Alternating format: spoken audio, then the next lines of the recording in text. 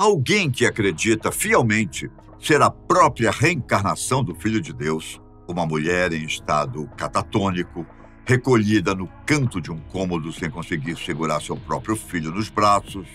Um homem que vende seus serviços de segurança afirmando ter no currículo vivências que vão desde batalhas em guerras até experiência nas maiores agências internacionais de inteligência e serviços secretos. O que poderia unir estas pessoas aparentemente tão distintas em um único traço comum? O diagnóstico de esquizofrenia.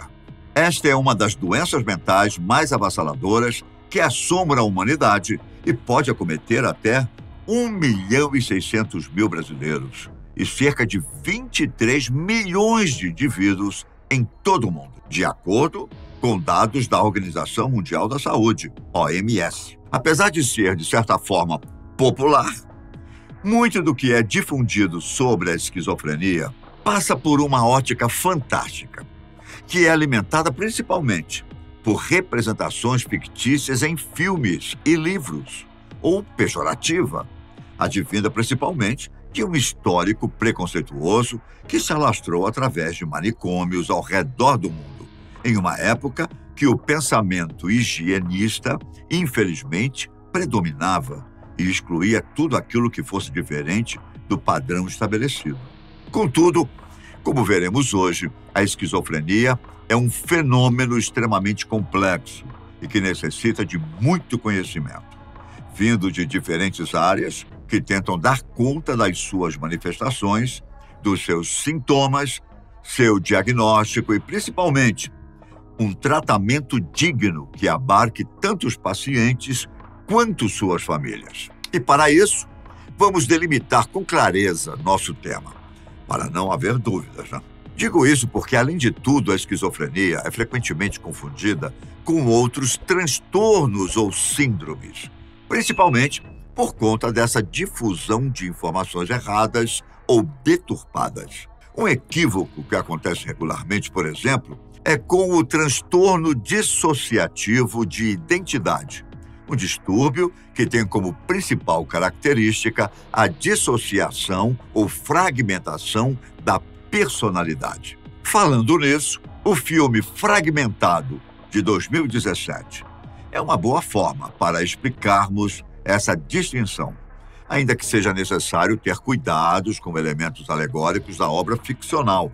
É possível ver a principal característica do transtorno em ação, que é justamente a divisão do eu, da identidade da pessoa. Com isso, parece que mais de um indivíduo habita aquele corpo ao mesmo tempo, mostrando claramente uma cisão com a realidade, que é agravada com outros traços da síndrome, como a perda de memória e a subsequente falta de conhecimento da coabitação. Talvez seja justamente por isso que os dois transtornos sejam frequentemente confundidos. A característica central da cisão com a realidade. Mas então, o que diferencia a esquizofrenia de outras doenças mentais? Ou melhor, o que delimita o conceito desta doença em si? Parece uma questão simples, não é? Algo que se poderia pesquisar em um dicionário ou mesmo apelar para os manuais médicos internacionais, como o CID-10 ou o DSM-5, que definem os parâmetros conceituais e de diagnóstico de todas as doenças já catalogadas pela ciência. Mas cá entre nós, nada que nos envolve, seres humanos, e principalmente a nossa complexa psique, poderia ser tão fácil assim. Mesmo esses guias internacionais que existem para serem práticos e auxiliarem na padronização científica, têm dificuldade de definir um fenômeno tão complexo. E não é para menos. Ao longo da história da humanidade, a esquizofrenia já foi abordada pelos mais diversos campos de conhecimento, desde os mais populares e primitivos, como os mitos, passando pelos metafísicos, como a filosofia e a religião, até chegar na ciência, em suas diversas ramificações. Ainda assim, é difícil chegar a um conceito universal. Por isso, o que normalmente se faz é chegar a uma definição que descreva o maior número de características ou sintomas observados. A partir disso, se delimita parâmetros de diagnóstico, em sua maioria clínicos, mas que se apoiem em exames, tempo de observação, entre outros. Assim, se propõe formas de tratamento que se adequem a cada caso e favoreçam um prognóstico que seja o melhor possível para cada um. Então, eu vou trazer para você as principais características e sintomas que melhor determinam esse transtorno e mostrar, de uma forma simples, como a ciência aborda a esquizofrenia atualmente. Mas um aviso: se você suspeitar que alguém, ou mesmo você, pode estar sendo acometido por esta enfermidade, procure um profissional da saúde mental, que é quem realmente pode emitir um diagnóstico seguro. Até porque muito do que veremos aqui pode se confundir com outras síndromes, como vimos, e até mesmo se sobrepor a outras doenças, como ansiedade e depressão. Por isso, muito cuidado. Combinado? Então vamos lá. Os modelos mais recentes e seguros dos critérios diagnósticos separaram os sintomas em duas principais categorias, os positivos e os negativos. Mas eles não têm uma distinção valorativa, ou seja, não são classificados como bons ou ruins. Na verdade, a diferença se dá no fato de eles estarem presentes em alguém quando não deveriam, o positivo. Ou são comportamentos que uma pessoa não acometida teria. No entanto, estão ausentes em um esquizofrênico, negativos. Para ficar mais claro, vamos começar com os positivos, que são mais conhecidos e relatados na literatura médica. As alucinações sensoriais. Elas podem afetar qualquer sentido do corpo, mas o mais comum é a audição, que geralmente se manifesta com a pessoa ouvindo vozes em sua cabeça. Essas vozes podem ser suaves ou estridentes, benevolentes ou maléficas.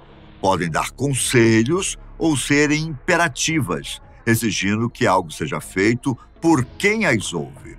Elas podem ser múltiplas e interagir entre si e com o próprio paciente, desenvolvendo um diálogo com perguntas e respostas. Contudo, as vozes por si não são o problema, até porque aposto que você escuta vozes desse tipo de vez em quando, seja para desenvolver um raciocínio em um momento de maior ansiedade com maior atividade mental, ou mesmo uma voz da consciência que pode te acompanhar na hora de tomar uma decisão difícil, não é? A diferença para a esquizofrenia está justamente na cisão com a realidade.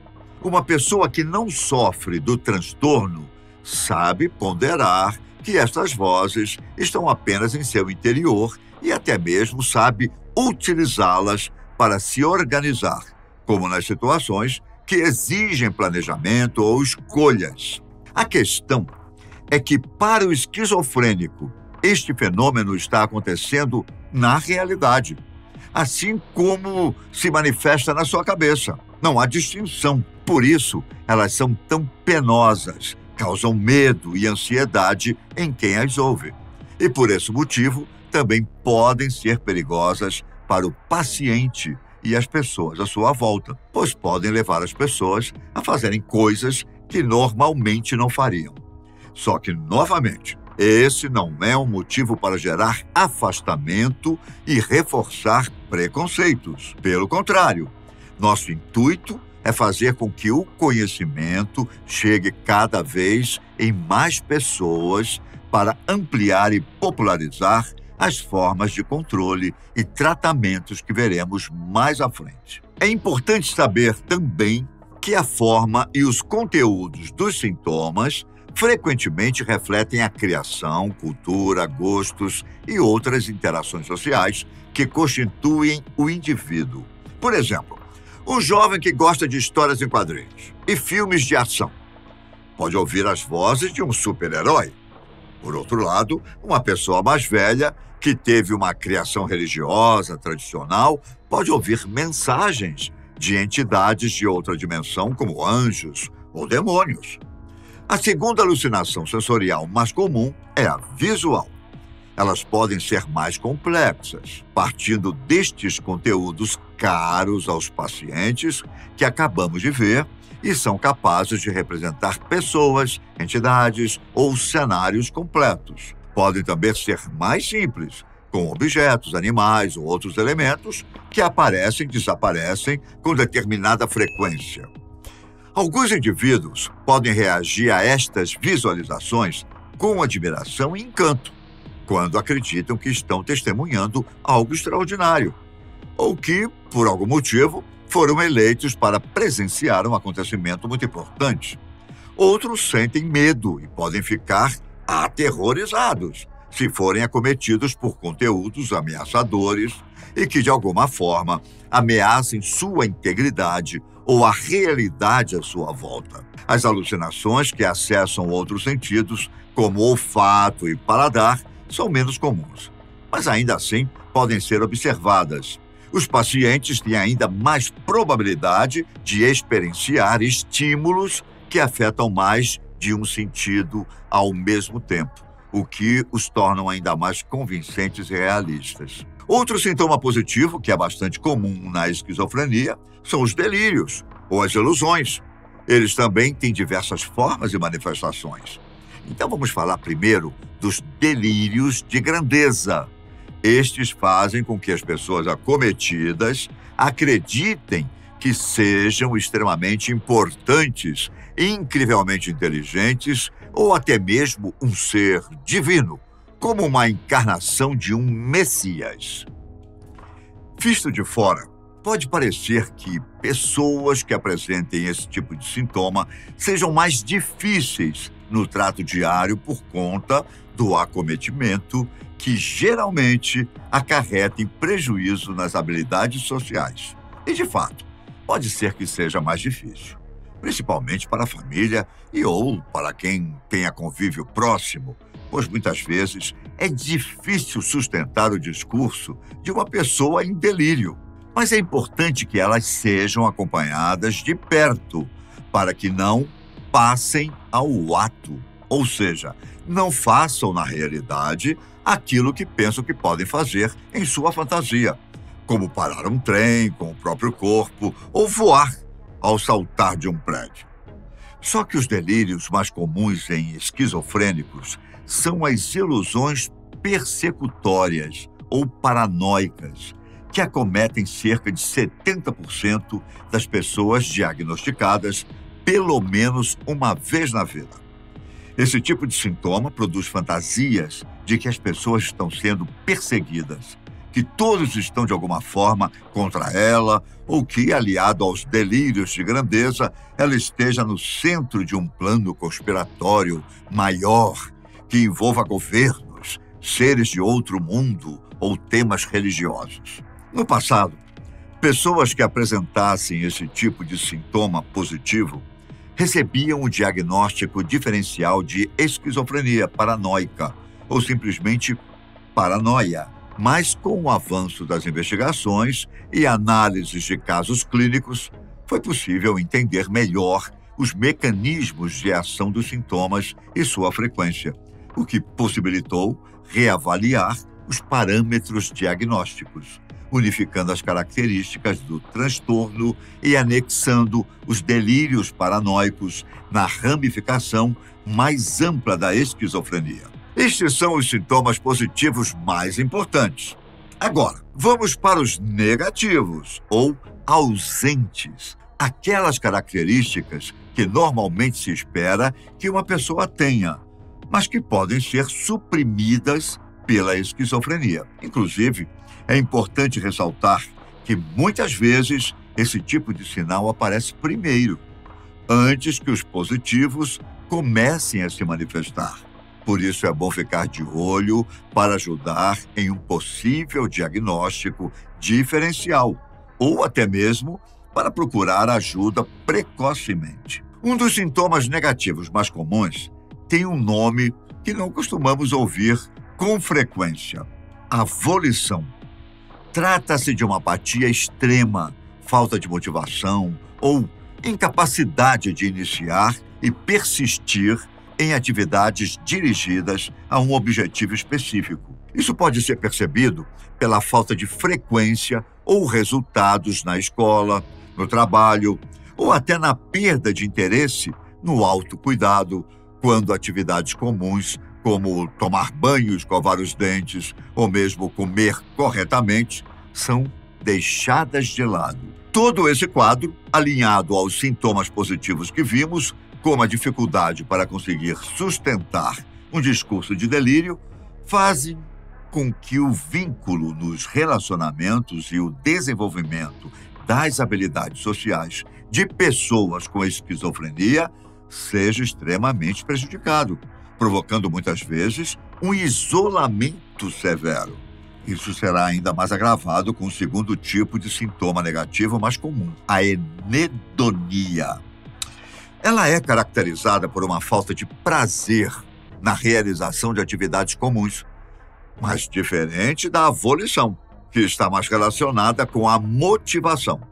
Aqui o que se perde é a satisfação ao realizar determinada ação, como a falta de desejo sexual, por exemplo. Contudo, novamente eu faço o alerta para o perigo do autodiagnóstico, que pode muitas vezes não levar em conta o conjunto dos sintomas e principalmente suas interações e seus diferenciais. É muito comum associar estas últimas manifestações a quadros depressivos ou melancólicos, devido à aparente tristeza que se mascara na falta de iniciativa, principalmente quando os sintomas positivos não estão presentes para ajudar na composição do quadro geral. Por isso, é necessário notar os atributos que se destacam na esquizofrenia, principalmente na forma de expressar emoções. Isso porque é bastante característico desse transtorno que as pessoas falhem frequentemente em expressar suas emoções, sejam elas positivas ou negativas. Grande parte disso se deve ao corte com a realidade que compromete muitos aspectos sociais e cognitivos do paciente. O embotamento afetivo, que é a perda de tato ou a sensibilidade na forma de sentir ou se expressar, é mais um fator agravante, pois provoca comportamentos inadequados e ou paradoxais, como se entristecer com uma boa notícia ou gargalhar em um velório de um ente querido.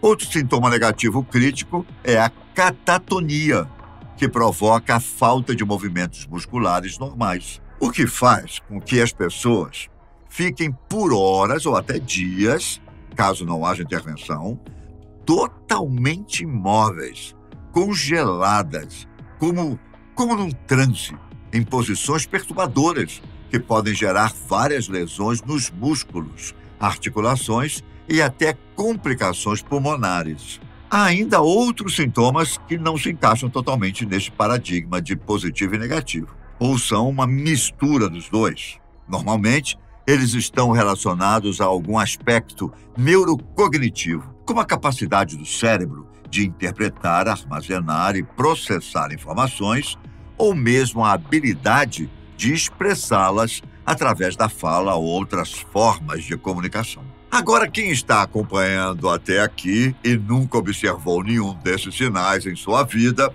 provavelmente deve estar aliviado, não é? Afinal de contas, se você já está na vida adulta ou passando pela adolescência e nunca apresentou nenhum desses indícios, é porque provavelmente este não seja seu caso. Mesmo que você esteja em dúvida a respeito dos sintomas, fique tranquilo, pois, como veremos a seguir, apesar de sorrateira e bastante sensível e complexa, ter esquizofrenia não é o fim do mundo. E hoje é perfeitamente possível viver com total qualidade de vida, apesar do diagnóstico. Geralmente, o aparecimento da doença ou o início dos sintomas ocorre entre o final da adolescência e o início dos 30 anos. Contudo, há diversos casos que se desenvolvem mais tarde, na casa dos 50 anos ou ainda depois, aos 70 anos de idade. Entretanto, em idades avançadas, o diagnóstico é ainda mais complexo, pois os sintomas podem se confundir com outras síndromes ou transtornos mais comuns ao envelhecimento.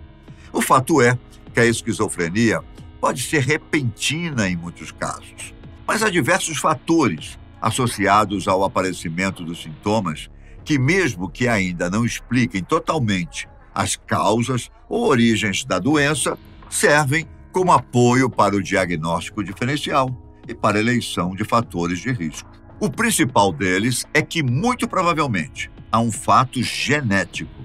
Isso não quer dizer que, se houver alguém na sua família que seja diagnosticado com esquizofrenia, você também obrigatoriamente será. Ainda assim, é mais provável que seja, pelo menos, em relação a outras pessoas que não têm essa relação.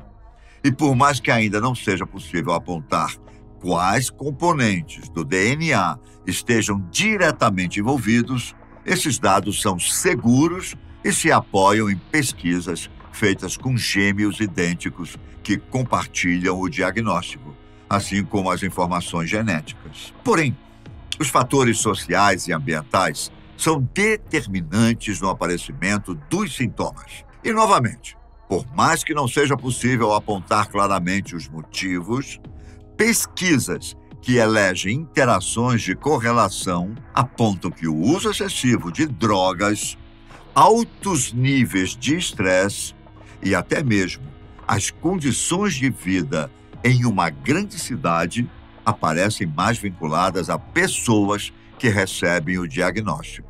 Muitas pesquisas tentam dar conta das possíveis causas através de análises sistemáticas do cérebro e, de novo, mesmo que ainda não sejam conclusivas, elegem uma série de dados que, somados a tudo isso que vimos, contribuem para um indicativo mais seguro, além de potencializarem as formas de tratamento. Isso porque grande parte dos estudos apontam que há alguma relação da esquizofrenia com os neurotransmissores da dopamina no cérebro. Esse neurotransmissor está associado com a motivação, recompensa e o humor, fatores comumente associados aos sintomas, como vimos.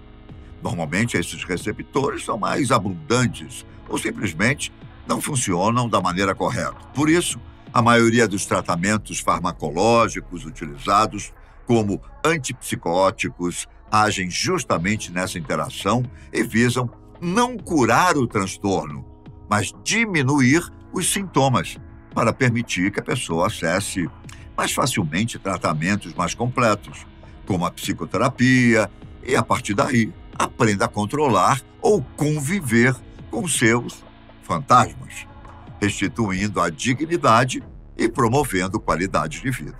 É isso. Eu fico por aqui e até a próxima.